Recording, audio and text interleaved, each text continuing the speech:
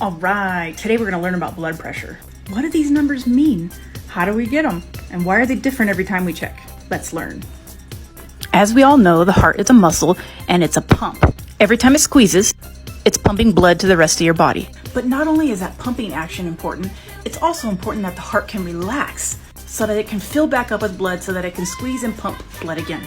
Every time the heart squeezes, that pressure is called your systolic pressure. And every time the heart relaxes, that pressure that's still left over is called your diastolic pressure.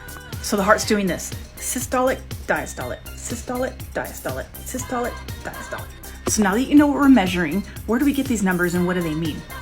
See, every time the heart pumps, it's going out to these red things, which are arteries, and they're all over our bodies. And inside the arteries, the walls also pulsate with our pressure. That's how our blood is moved throughout our bodies. Since we have a nice pulsating artery down the arm, we can check our heart's pressure. And that's where this guy comes in. This is called a sphygmomanometer, or more affectionately called a blood pressure cuff.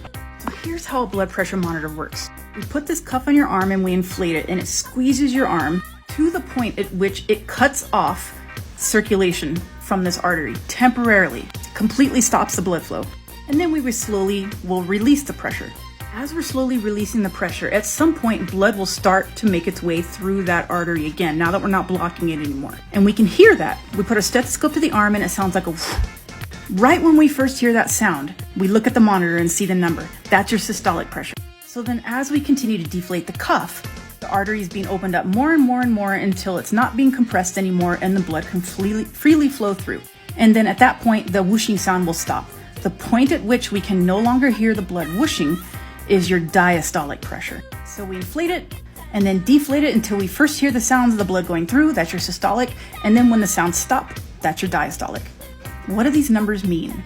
Anybody remember these old guys? This is how we used to take blood pressure. So this thing on the wall has mercury in it. Here is mercury on the periodic table of elements, and it's represented by the letters Hg. So as we're pumping, the pressure it takes to move mercury up this thing is measured in millimeters. So if your blood pressure is 120/80, then your systolic pressure is beating hard enough to move mercury up this thing to the 120 mark. That's 120 millimeters of mercury. The heart's dynamic. It responds to everything we're doing. It speeds up, it slows down, it does more pressure, less pressure. Every heartbeat has a different pressure, and your pressure will change depending on what you're doing. That's why the number is always different when you check it. Stay tuned. We're going to learn why high blood pressure is bad and why it's called the silent killer.